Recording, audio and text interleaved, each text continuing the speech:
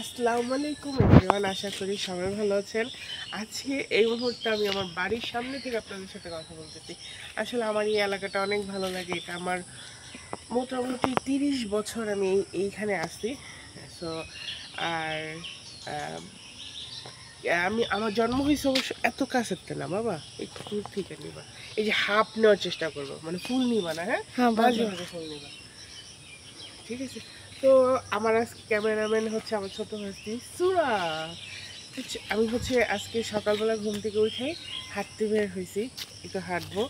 আমাদের এই এলাকাতে বেশ অনেক জায়গা হাঁটা যায়, বা হাঁটার সুন্দর একটা আছে, মানে অত যানজট নাই বা ওরকম প্রবলেম নাই। তো আমি আসলে এখন মর্নিং ওয়াক করবো। তুমি কাকে দেখছো? আচ্ছা দেখি একটু অনেক বছর পরে দেশে ঈদ করলাম, খুবই ভালো লাগলো। তবে সবচেয়ে দুঃখজনক যেটা, সেটা হচ্ছে যে ঈদের দিন আমি এত বেশি অসুস্থ ছিলাম যে আমি গরু কুরবানিটাও দেখতে পারি নাই। মানে গরুটা কুরবানি করছে বা গরুর কাছে যে গোস্ত কাটা বা হেল্প করা, কিছুই আমি করতে পারিনি। সকালে ঘুম থেকে ওঠার পরে আমি এত অসুস্থ, টানা 3 দিন আমার পেট খারাপ, তার উপরে আমার জ্বর, এমন জ্বর আসছে যে আমি মাথা উঁচা করে দাঁড়ানোর মতো ক্ষমতা আমার ছিল না। আমি সারাদিন ওষুধ খেয়ে শুয়েছিলাম। আজকে আমি একটু সুস্থ, তাই আমি ভালো করে ব্লগ বানাইতেও পারি না, আর ব্লগ দিতেও পারি না। এখানে হচ্ছে ঈদের আগের দিন ঘরটা সব পরিষ্কার করে আমি আর আমার ছোটো ভাস্তি ঘর মুছতেছিলাম। আমার ছোটো ভাস্তি খুবই লক্ষ্মী একটা মেয়ে, ও আমার সাথে অনেক কাজে হেল্প করেছে, এবং ওর না কাজের প্রতি অনেক আগ্রহ, মানে ঘর মোছা বা ঘর গোছানো। আল্লাহ ওরে বাঁচায় রাখুক, যদিও ওর বয়স খুবই কম, মাত্র 10 বছর। সো আল্লাহ ওকে বাঁচায় রাখুক, এবং আল্লাহ ওকে অনেক বেশি ভালো মানুষ হওয়ার তৌফিক দান করুক, এই দোয়াই করি। তো আমার হচ্ছে এখানে ঘরটার পরে ঈদের আগের দিন ঘর গুছিয়ে, তারপরে ঘর ঝাড়ু মোছা সব কিছু কমপ্লিট করে আমরা হচ্ছে গরু দেখতে গেছিলাম। আমাদের গরুটা নিয়ে আসছে হচ্ছে ঈদের আগের দিন। ঈদের আগের দিন এই যে গরুটা নিয়ে আসছে, এই গরুটা হচ্ছে আমরা 4 জনে কুরবানি দিছি। তো আল্লাহ যেন কোরবানি কবুল করুক। তো এই গরুটার আনার পর আমরা সবাই দেখতে গেছি ওকে ঘাস, আমার ভাস্তি আবার আম গাছের পাতা এনে দিতেছিল খাওয়ার জন্য। তো গরু কুরবানি দেওয়ার জন্য আসলে ওই যে কি বললাম, অসুস্থতা থাকার কারণে গরুর আগে পরে যেতে পারি নাই। তবে আগের দিন যতটুকু গেছিলাম অতটুকুই আমি ভিডিও করছিলাম। আর এখানে ছোট বাচ্চারা, আমার ভাস্তি, তারপর আমার এখানে কাজিন আছে, ওর ছেলে, সবাই ওই গরু যেখানে রাখা হয়েছে ওইখানে খেলতেছে। এটা আমাদের বাসার সাথে, আমাদের বাসার পাশের বাসাই আমার এক বোনের বাসা। তো ওই আন্ডারগ্রাউন্ডে আমরা এইখানেই সবসময় আমাদের কুরবানি দেয়, আমরা সবসময় এখানেই এই 4টা ফ্যামিলি একসাথেই কোরবানি দেওয়া হয় সবসময়।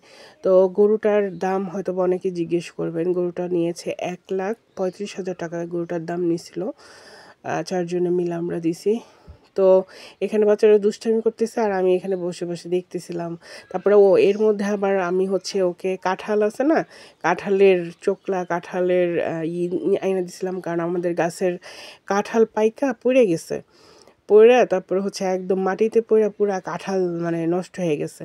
পরে ওই সব চোকলাগুলি ওকে আইনা দিছি, ও এত মজা করে খাইছে। আমার মনে হয় গরুর অনেক পছন্দের খাবার কাঁঠালের চোকলা, মানে দেখলাম হালুম গুলুম করে খায় ফেললো। তো এই জন্য ভাবলাম যে হয়তো বা গরুর অনেক পছন্দের খাবার হচ্ছে কাঁঠালের চোকলা। আর এটা হচ্ছে আমাদের বাড়ির আশেপাশের সিন। আসলে এই যে পানি দেখতেছেন, এগুলি বর্ষার সময় পানি আসে, আর যখন শুকনা থাকে তখন এগুলি সব ধান ক্ষেত থাকে। যদিও আমাদের বাড়িটা হচ্ছে একেবারেই ঢাকার সাথে, ঢাকা এয়ারপোর্টের সাথে। এয়ারপোর্ট থেকে মাত্র 20 মিনিট লাগে আমাদের বাসায় আসতে। তো কিন্তু আমাদের এই সাইডটা এখনও একটা গ্রামের ছোঁয়া আছে। তো এর জন্যই আমার বেশি ভালো লাগে। আমার না অনেক কোলাহল ভালো লাগে না, অনেক যানজট কোলাহল এইগুলো আমার ভালো লাগে না। এরকম প্রাকৃতিক পরিবেশ আগে তো আগে আরও বেশি প্রাকৃতিক ছিল, এখন তো তবু অনেক বাড়িঘর হয়ে সব কিছু অন্যরকম হয়ে গেছে।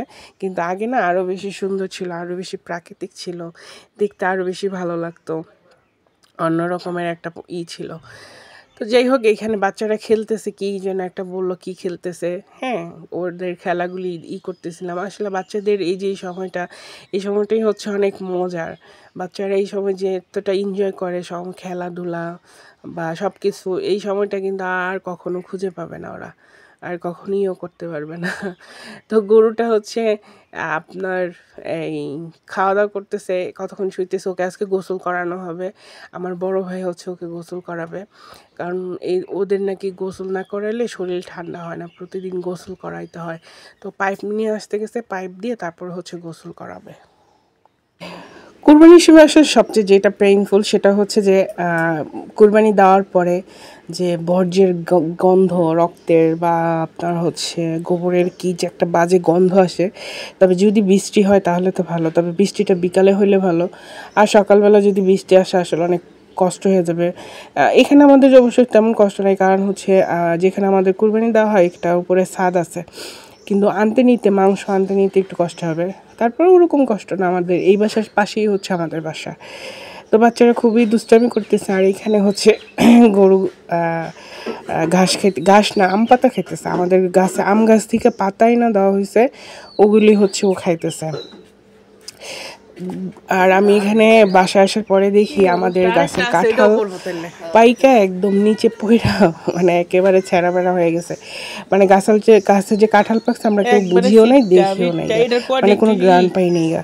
তো হঠাৎ করে একদম এত জোরে শব্দ হয়েছে, মনে হয়েছে টিনের চালে কেউ ইট মারছে। বাইরে বের হয়ে দেখি কাঁঠাল পইড়া একদম কাঁঠাল পুরা ছড়াই গেছে। এখন এই কাঁঠাল তো আর খাওয়া যাবে না, কাঁঠালের বিচিগুলি রাইখা দিব, কারণ বিচি হচ্ছে আমাদের বাসায় সবাই অনেক বেশি পছন্দ করে, তরকারি খেতে পছন্দ করে, ভাজা ভর্তা। আমার ছোটো ভাস্তি তো ভাজা খেতে খুবই পছন্দ করে।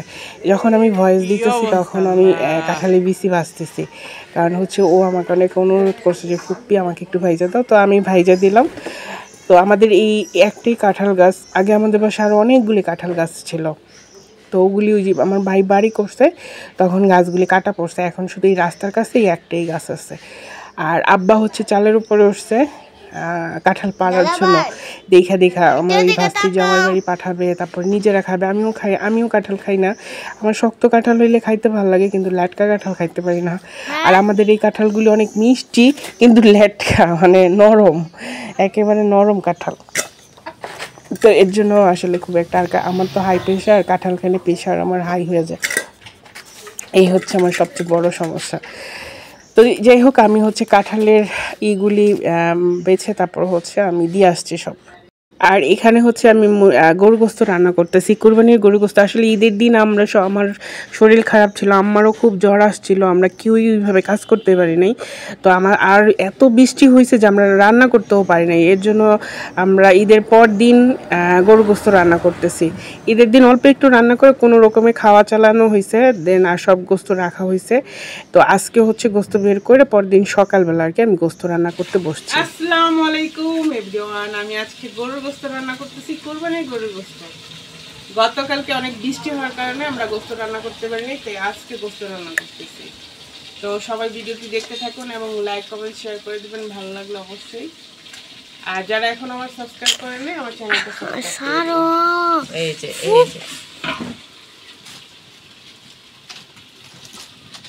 এই যে শুকনা করি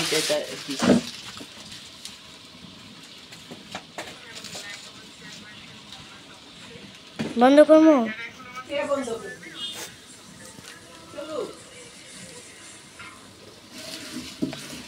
এখন দেখাবো পাতিলের ভিতরে, আমারে দেখাইবো না, পাতিলের ভিতরে কি ঘটনা ঘটতেছে এটা দেখাইবো, বুঝছো?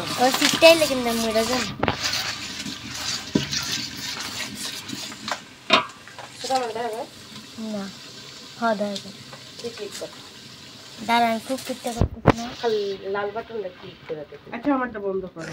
তো গতকালকে আসলে ওই যে বললাম বৃষ্টির জন্য গোস্ত রান্না করতে পারে নাই আম্মা, অল্প একটু গোস্ত রান্না করে শুধু আমরা খাওয়ার জন্য, দুপুরে রাতে খাওয়ার জন্য যতটুকু প্রয়োজন অতটুকুই রান্না করা হয়েছে। তারপর গোস্ত রেখে দেওয়া হয়েছিল, কারণ এত বৃষ্টি হয়েছিল, বাহিরে রান্নাঘর করে যে আমরা রান্না করব ওই পরিস্থিতি ছিল না, বৃষ্টির মধ্যে রান্না করাও সম্ভব ছিল না। আর আমারও শরীর অসুস্থ ছিল, কালকে আমি সারা দিন ঈদের দিন শুয়েছিলাম, কোনো ধরনের কোনো হেল্প করতে পারি না ঈদের দিন কাউকে। দেন আম্মারও জ্বর আসছিল, আর আমার ভাই আমার আব্বা ওরা তো গোস্তের ওইখানে দৌড়াদৌড়ি করছে, দেন সবাই অসুস্থ ছিল। তো এই কারণে গোস্ত রেখে দেওয়া হয়েছিল ফ্রিজে। তো আজকে সকালে রান্না করার জন্য বের করছি। তো এখানে আমি গরু গোস্ত রান্না করতেছি, কোরবানির গরু গোস্ত। তো বেশ বড় একটা পাতিলেই রান্না করতেছি যেন 2-3 দিন খাওয়া যায়।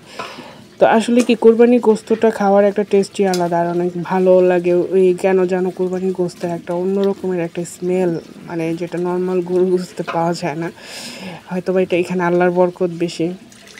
তারপর গরিব দুঃখী মানুষকেও দেওয়া হয়েছে, ইভেন আশেপাশে যারা কুরবানি দেয় নাই তাদেরকেও দেওয়া হয়েছে, এবং আমাদের 3টা আত্মীয়র জন্য রাখা হয়েছে।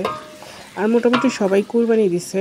আর আমাদের তো ভাগের কুরবানি, দেখা যাচ্ছে অত গোস্ত হয় না যে অনেক দেওয়া যাবে, তবে যতটুকুই পাইছি 3 ভাগ করে 1 ভাগ রেখে দিছে, 1 ভাগ আত্মীয় 1 ভাগ গরিব মিসকিনকে দেওয়া হয় আর কি।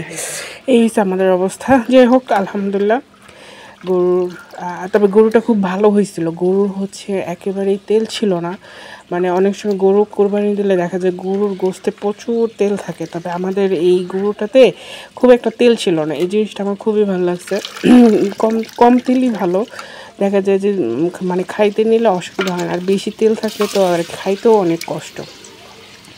তো আমি আসলে জ্বর থাকা অবস্থায় খুব ভালো করে ভিডিও শ্যুট করতে পারি নাই, সব কিছু নিতে পারি নাই যেটা ইচ্ছা ছিল। তারপর যতটুকু নিছি আপনাদের জন্য ভাবলাম শেয়ার করি আপনাদের সাথে আমি কী করতেছি না করতেছি। আপনারা সবাই সবার ঈদ কেমন কাটলো সবাইকে জানাচ্ছি আমার তরফ থেকে ঈদ মোবারক, ঈদের অনেক অনেক শুভেচ্ছা।